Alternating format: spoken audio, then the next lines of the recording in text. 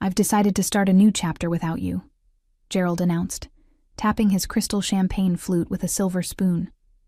His words cut through the wedding reception like a knife, silencing the room of 200 guests instantly. I sat frozen, watching my husband of 35 years smiling down at me from the head table. Behind him, our son Jason and his new bride Vanessa stared in shocked silence. To my right, Cynthia Preston, Gerald's executive assistant, attempted to hide a victorious smirk behind her napkin. "My name is Eleanor Briggs, and at 60 years old, I never imagined my husband would choose our son's wedding reception to announce he was leaving me." The ballroom at the Grand Pavilion Hotel in Nashville suddenly felt airless, as if every molecule of oxygen had been sucked out by Gerald's words. My hands trembled slightly, but I refused to crumble. The weight of hundreds of eyes pressed upon me, family, friends, colleagues, all waiting for my reaction, for the inevitable breakdown. The silence stretched on for what felt like eternity, though it was probably only seconds. With steady hands, I raised my glass, meeting Gerald's eyes directly. "To new beginnings for us both," I said, my voice clear and unwavering. Then I took a careful sip of champagne. A few nervous laughs and whispers rippled through the crowd. Gerald's confident smile faltered slightly. He'd expected tears, screaming perhaps, or a humiliated retreat. My calmness clearly unsettled him.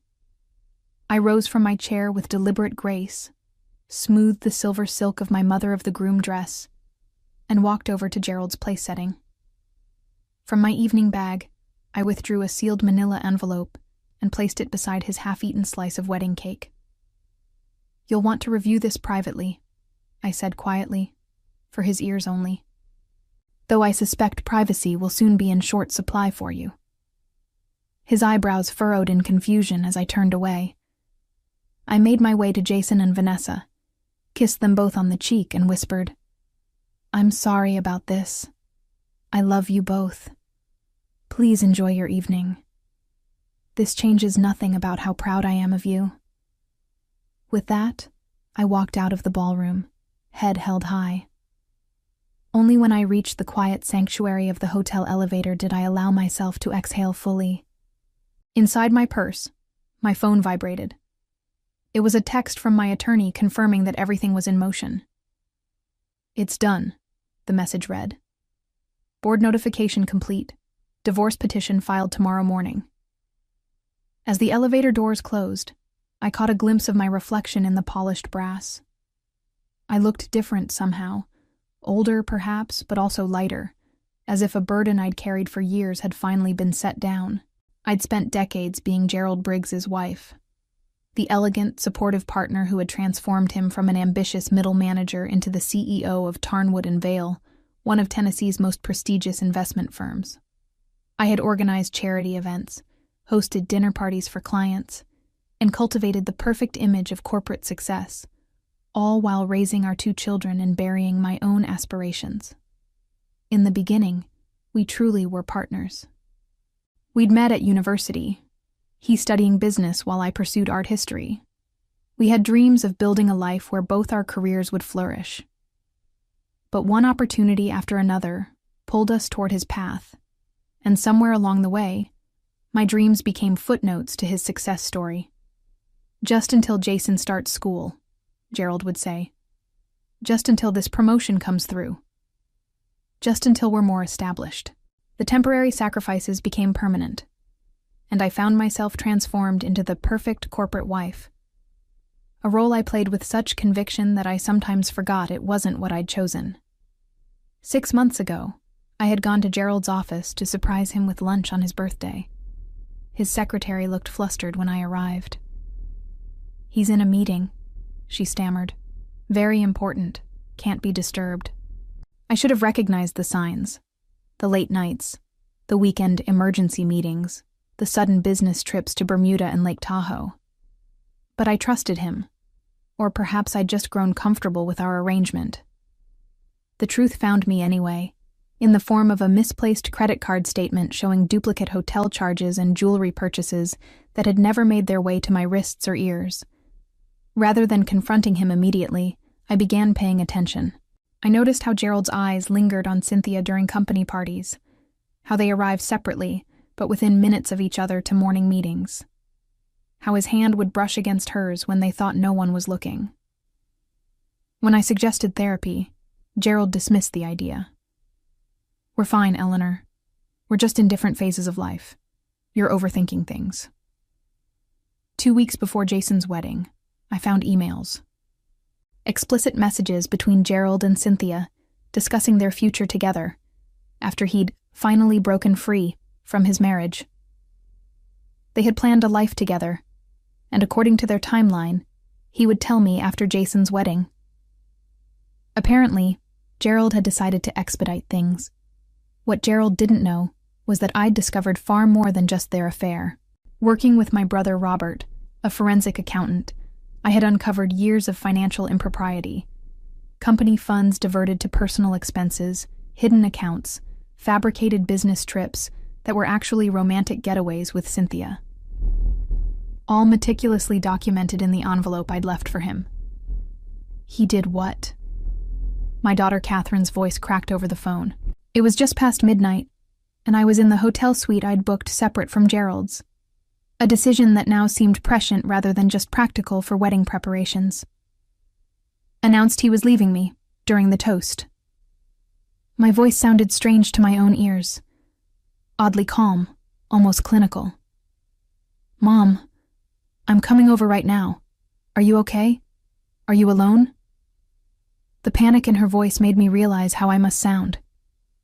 "I'm fine, sweetheart. Really. Please don't leave Thomas and the babies. I'm not alone. Michelle is here with me." I glanced gratefully at my oldest friend who sat beside me on the sofa, pouring another glass of wine. Michelle had followed me out of the reception, suspecting something was wrong when I'd left. "Did you know about Dad and her?" Catherine asked hesitantly. "Yes." I took a deep breath. "For about 3 months now." "And you didn't say anything?" "Mom, why?" The question hung in the air. Why hadn't I confronted him immediately? Why had I continued playing the role of devoted wife? The answer was complex, tied to decades of identity built around being Mrs. Gerald Briggs, of putting family peace above personal dignity, of maintaining appearances. But there was another reason, one that Catherine would soon understand. "I needed time to prepare," I said finally. "There were complications I needed to address first." Michelle squeezed my hand. She was one of the few people who knew exactly what I'd been doing these past months. The meetings with attorneys, the careful documentation, the strategic planning. "Dad texted me," Catherine continued. "He said you'd done something terrible, that you've destroyed his career and reputation out of spite. He sounded desperate, Mom." A bitter laugh escaped me. I imagine he would see it that way. "What did you do?" I sighed. "I exposed the truth, Catherine. Nothing more or less. Your father has been embezzling from the company for years to fund his lifestyle with Cynthia. The evidence was irrefutable, so I made sure it reached the right people." Silence filled the line, before Catherine whispered, "Oh, God. I'm sorry you're caught in this mess, darling. I truly wanted to spare you and Jason as much as possible. Don't apologize, Mom. You're not the one who should be sorry." Her voice hardened. "I just can't believe he would announce it like that, at Jason's wedding of all places. What a selfish, cruel thing to do." The sound of a baby crying came through the phone. "I have to go," Catherine said. "Henry's awake, but I'm coming to see you tomorrow, okay? No arguments." After we hung up, Michelle poured me another glass of wine. "To the liberation of Eleanor Briggs," she said, raising her glass. I clinked my glass against hers. "To reclaiming my life, and my name," I replied. The day after tomorrow, I would file paperwork to resume using my maiden name, Reynolds. Eleanor Reynolds. It felt both foreign and familiar, like rediscovering an old piece of myself long tucked away. The morning after the wedding brought unexpected clarity. I awoke to 32 missed calls, from Gerald, from friends, from Jason, and most surprisingly, from several board members at Tarnwood and Vale. My phone buzzed again as I was brushing my teeth. Gerald, for the 33rd time. I silenced the call and texted Jason instead. "I'm fine. So sorry about yesterday. Breakfast tomorrow?" His response came quickly. "Dad's freaking out.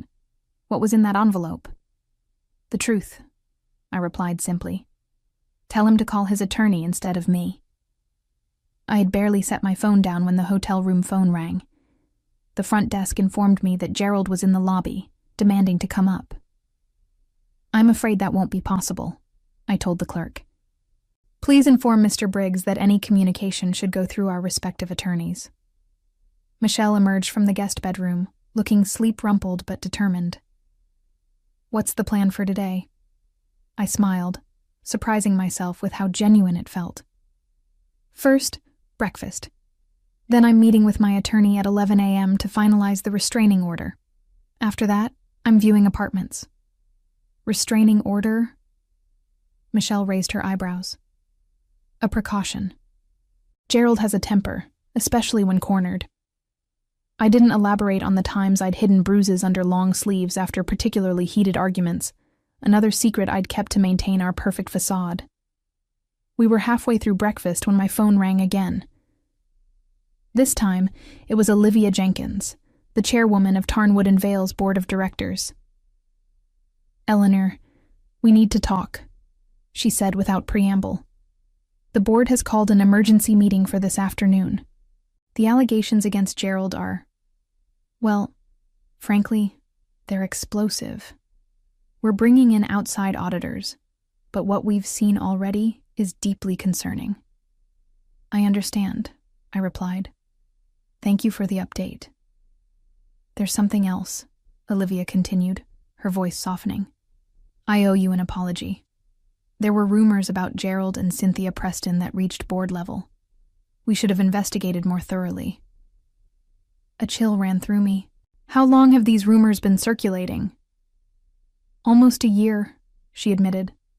"But Gerald assured us it was nothing, and we took him at his word. I'm truly sorry, Eleanor." A year. The timeline hit me like a physical blow. I thought back to the company Christmas party last December, how the conversation had awkwardly halted when I approached groups of executives, how wives I'd known for decades suddenly seemed unable to look me in the eye. They had all known, or at least suspected, while I remained oblivious. After the call ended, Michelle studied my face. "Are you okay?" "No," I admitted, "but I will be." Later that morning, as we prepared to leave for my attorney's office, my phone chimed with a text from a number I didn't recognize. "You've made a terrible mistake. This isn't over. C. Cynthia." I showed the message to Michelle, who frowned. "You should show this to your attorney. It could be interpreted as a threat." I nodded, forwarding the message to my lawyer. As we stepped into the elevator, my phone rang again. This time it was Catherine. "Mom, I just saw Dad," she said, her voice shaking. "He's saying crazy things. That you planted false evidence, that you've been planning to ruin him for years. He says he's going to contest everything." "Of course he is," I replied calmly. "Let him try." "He said something else too," Catherine continued hesitantly. "About someone named Victor Salazar. He claims you've been working with him to set Dad up." "Who is that, Mom?" The name landed like a thunderbolt. Victor Salazar had been Gerald's business partner years ago, before Gerald orchestrated his ouster from the company. Victor had lost everything, his reputation, his home, nearly his family. He'd been trying to expose Gerald's fraudulent practices for years, but without proof, his accusations seemed like the bitter ramblings of a disgruntled ex-partner. "An old friend," I said carefully, "and perhaps the only person who knew Gerald better than I did. Victor Salazar sat across from me at a quiet cafe in East Nashville, far from the corporate high-rises and country clubs where Gerald might have connections. At 65, Victor looked older than his years, his once dark hair now completely silver, deep lines etched around his eyes. But those eyes still held the sharp intelligence I remembered from dinner parties 20 years ago. "I never thought you'd actually do it," he said, sliding a flash drive across the table. "I've been adding to this for 15 years. Every suspicious transaction, every shell company, every falsified expense report. When your brother contacted me, I almost didn't believe it. 3 months ago, when I'd first discovered Gerald's affair, my brother Robert had suggested contacting Victor. If anyone knows where the financial bodies are buried, it's Salazar, he'd said. The meeting had been arranged with extreme caution, through encrypted emails and burner phones, precautions that had seemed excessive until I understood the full extent of Gerald's activities. "The board called an emergency meeting today," I told Victor. "Olivia Jenkins said they're bringing in outside auditors." A grim smile crossed Victor's face. "Jenkins is thorough. They'll find everything: the diverted client funds, the phantom consulting fees, the offshore accounts. Gerald's been sloppy these past few years, especially with Cynthia. He thought he was untouchable." "And the evidence I submitted? Is it enough?" Victor nodded. "More than enough for civil charges. Criminal prosecution depends on how the board wants to handle it. Some companies prefer to handle these matters quietly to avoid shareholder panic." I took a sip of my coffee, considering this. "What about you, Victor? After all this time, will you get any vindication?" "Watching Gerald fall is vindication enough." He leaned forward. "But you should know. Gerald's already trying to discredit you. He's telling people you fabricated evidence, that you and I conspired against him out of revenge." "Let him try," I said with more confidence than I felt. "The numbers don't lie." As if summoned by our conversation, my phone lit up with a text from my attorney. "Gerald's lawyer requesting emergency meeting. Claims evidence was obtained illegally. Wants to negotiate before board concludes investigation." I showed Victor the message. He shook his head. "Classic Gerald, trying to cut a deal before the full extent of his actions comes to light." "Should I meet with them?" "Absolutely not. Let the investigation run its course." Victor hesitated, then added, "There's something else you should know. The photos in that envelope, of Gerald and Cynthia at the beach house in Hilton Head, I wasn't the one who took them." I frowned. "What do you mean? My brother said you'd arranged for a private investigator." "I did," Victor confirmed. "But by the time my guy arrived, someone else was already photographing them.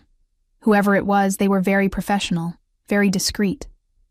I assumed your brother had hired another investigator as backup." A chill ran down my spine. If Robert hadn't hired another investigator, and Victor hadn't, who had taken those photographs? Before I could process this new information, my phone rang. It was Jason. "Mom," he said, his voice tight with tension. "Dad just showed up at our hotel. He's demanding to talk to you. Says he knows you and Victor Salazar are trying to frame him." There was a pause. "Is that true? Are you working with Salazar?" "Jason, it's complicated." "Is it true?" he insisted. "Yes," I admitted. "Victor has been helping me gather evidence." "God, Mom.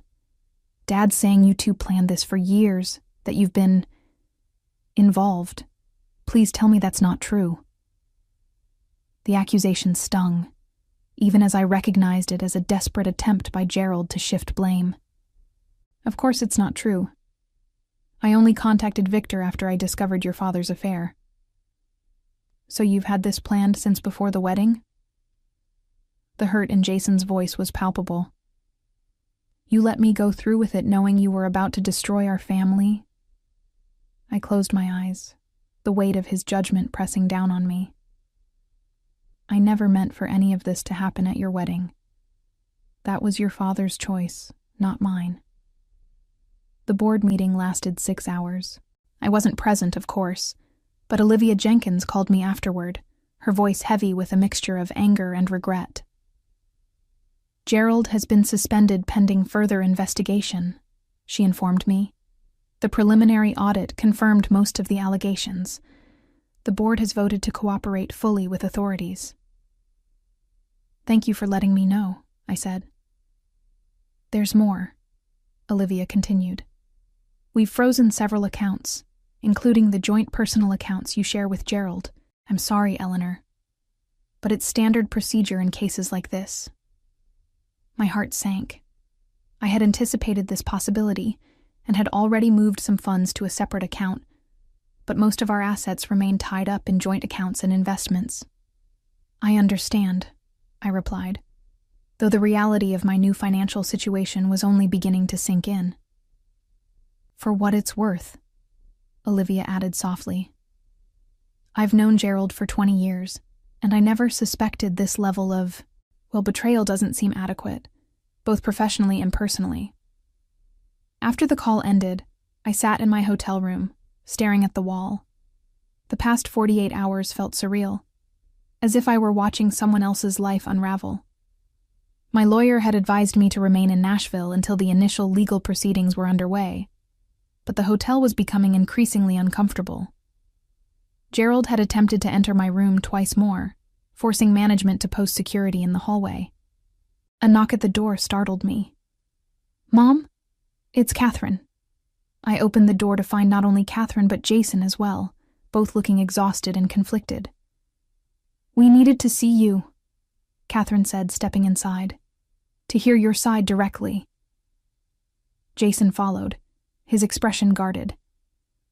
"Dad's saying some pretty wild things, about you and Victor Salazar conspiring for years, about you setting him up."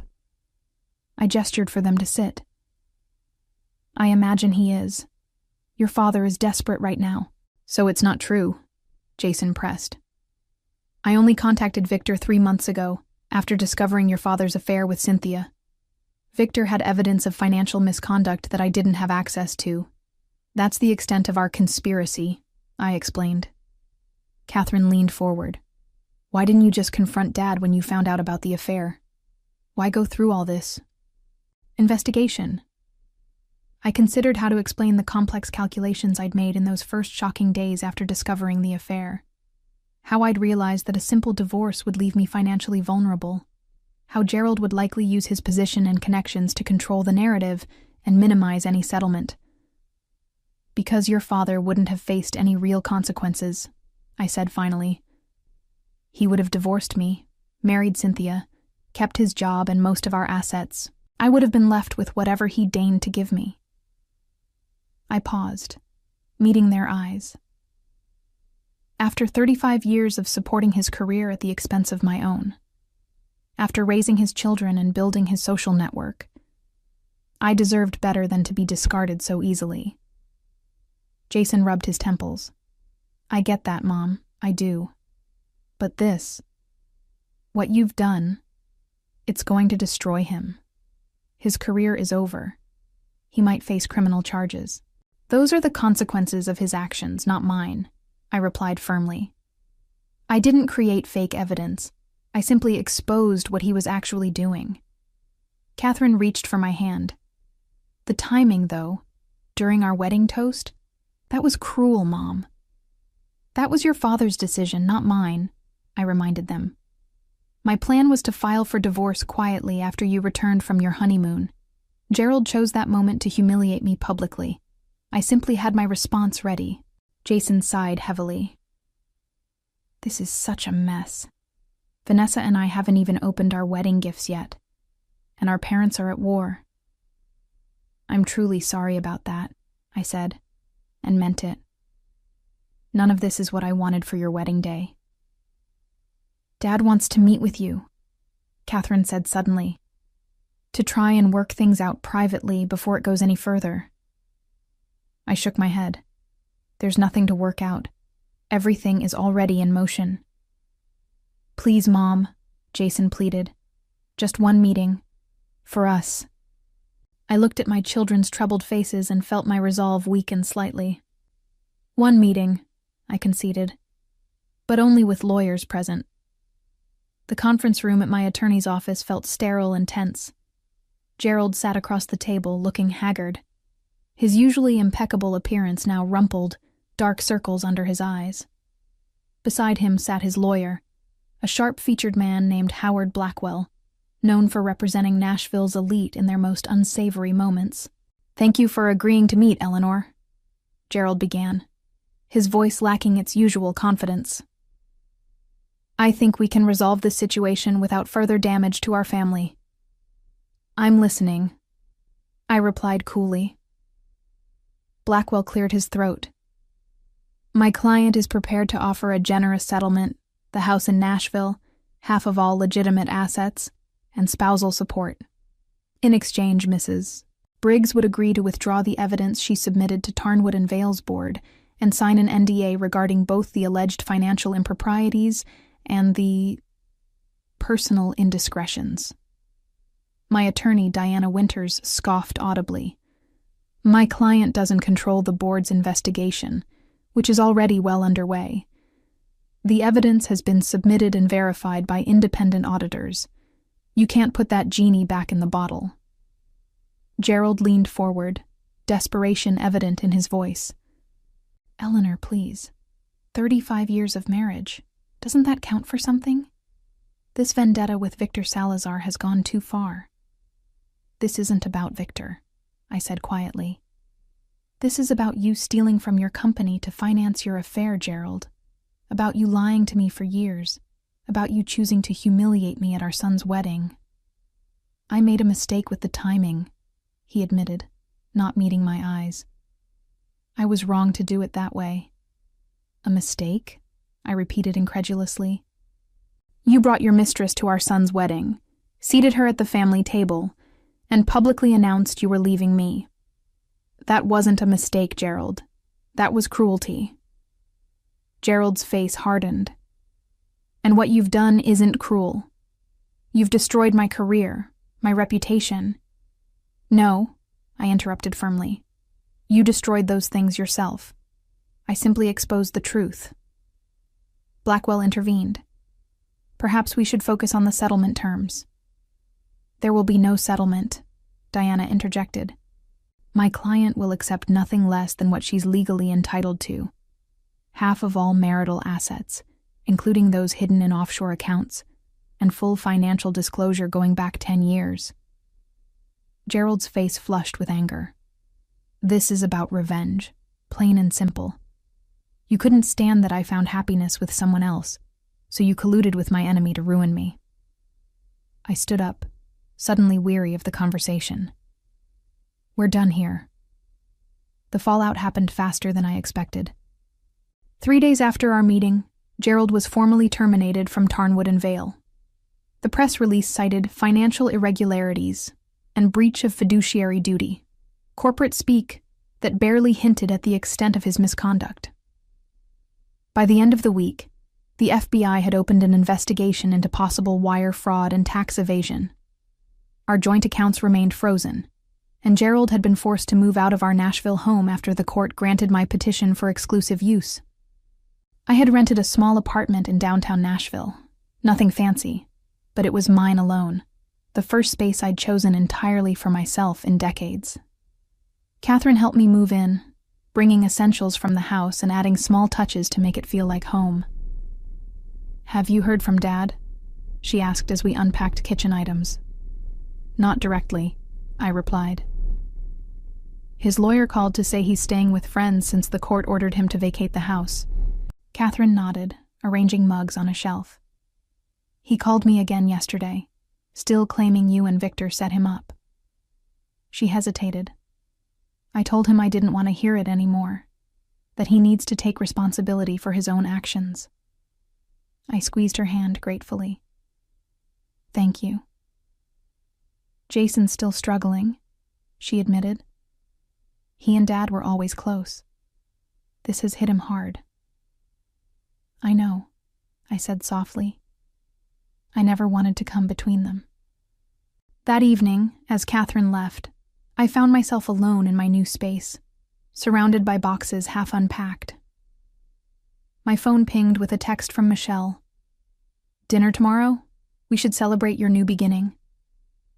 I smiled, typing back my acceptance. Then, almost on impulse, I opened my laptop and navigated to a travel website. After browsing for a few minutes, I made a decision and booked a ticket to Florence, Italy, departing in 3 weeks. I had always wanted to see the art I'd studied in my university days, before life took me in a different direction. On the kitchen counter lay the paperwork for legally reclaiming my maiden name. Tomorrow, I would file it. Eleanor Reynolds would be reborn, not as Gerald Briggs' wife, but as herself. The headlines in the Nashville business press were restrained but damning. Tarnwood and Vale CEO ousted amid financial scandal. Federal investigation launched into investment firm irregularities. Gerald's fall from grace was complete, his carefully crafted image of success and integrity shattered beyond repair. As I navigated life after Gerald, I found myself rediscovering passions long set aside. I enrolled in an art history course at the local university, joined a book club, and began volunteering at the City Art Museum. Each step felt both terrifying and exhilarating, a reclamation of the self I'd nearly forgotten. Looking back, I realized that the envelope I placed beside Gerald's plate at Jason's wedding had contained more than just evidence of his misdeeds. It held my declaration of independence, my refusal to remain a silent partner in my own diminishment. The path forward wouldn't be easy, but for the first time in decades it was truly mine to choose.